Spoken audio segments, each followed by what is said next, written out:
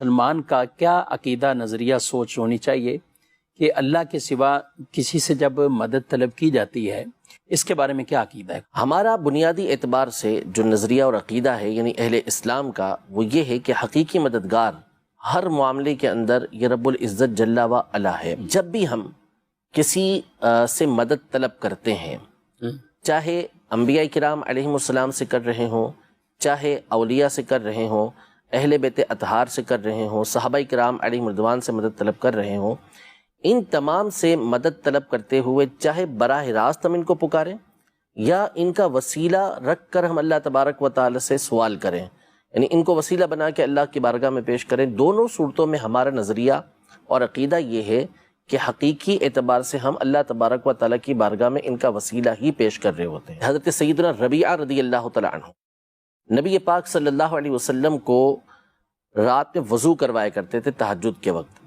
تو آپ یہ فرماتے ہیں کہ کنت ابیت، میں رسول پاک صلی اللہ علیہ وسلم کے ساتھ رات گزارتا تھا، یعنی آپ علیہ السلام کے لیے پانی تیار رکھتا تھا۔ تو ایک مرتبہ نبی پاک صلی اللہ علیہ وسلم نے ان سے ارشاد فرمایا سل ربیعہ، اے ربیعہ مانگ، یعنی جو مانگنا ہے مانگ لو، دریائے رحمت جوش پہ تھا۔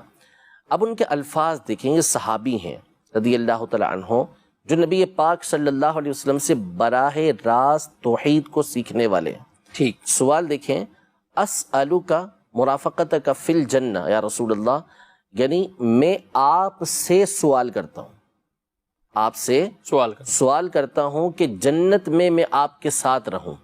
سوال کس سے کیا؟ مانگا کس سے؟ سوال کرنا ہوتا ہے مانگنا کسی سے، مانگا کس سے؟ نبی پاک صلی اللہ علیہ وسلم سے۔ مانگی کیا چیز؟ جنت کے اندر رفاقت، جنت کے اندر ساتھ۔ نبی پاک صلی اللہ علیہ وسلم نے یہ نہیں ارشاد فرمایا کہ یہ تم کیا کر رہے ہو، شرک کر رہے ہو، مجھ سے مانگ رہے ہو، اور کیسی چیز مانگ رہے ہو؟ جنت مانگ رہے ہو مجھ سے، بلکہ آپ علیہ السلام نے فرمایا کہ اب تم کثرت سجود کے ساتھ میری مدد کرو۔ یعنی آپ علیہ السلام نے ان کے اس فعل کے اوپر، ان کے اس سوال کے اوپر انکار نہیں فرمایا، بلکہ ان کے اس سوال کو برقرار رکھا، باقی رکھا، اور اس پہ فرمایا کہ اب جنت تو ہو گئی، لیکن کرنا کیا ہے؟ ساتھ ساتھ اب وہ نہیں ہو جانا کہ آپ بے فکرے ہو جائیں، بلکہ اب آپ نے مزید اللہ تبارک و تعالیٰ کی عبادت کرنی ہے، تو کثرت سجود کے ساتھ میری مدد کرو۔ ابو ہریرہ رضی اللہ تعالیٰ عنہ بارگاہ رسالت میں حاضر ہوتے ہیں اور حاضر ہو کر عرض کرتے ہیں کہ یا رسول اللہ انی سمعت منک حدیثا کثیرا انسا، کہ یا رسول اللہ میں آپ سے بہت ساری حدیثیں سنتا ہوں لیکن پھر میں اس کو بھول جاتا ہوں۔ تو نبی پاک صلی اللہ تعالیٰ علیہ وآلہ وسلم نے ان سے ارشاد فرمایا ابسط رداءک یا ابا ہریرہ، اے ابو ہریرہ اپنی چادر کو پھیلاؤ۔ بارگاہ رسالت میں وہ کیا شکایت کر رہے ہیں؟ سوال کس چیز کا کر رہے ہیں کہ میں بھول جاتا ہوں، وہ صورت اسی بن جائے کہ یاد رہے۔ نبی پاک صلی اللہ علیہ وسلم نے فرمایا کہ اپنی چادر پھیلاؤ۔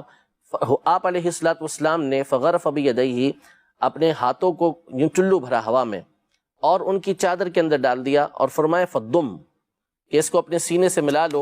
وہ فرماتے ہیں فدممتہ، میں نے ملا لیا، فما نسیت بعد، میں اس کے بعد کسی چیز کو بھولا ہی نہیں۔ سبحان اللہ۔ حافظہ ایک کیسی چیز ہے؟ وہ سوال کر رہے ہیں نبی پاک صلی اللہ علیہ وسلم سے۔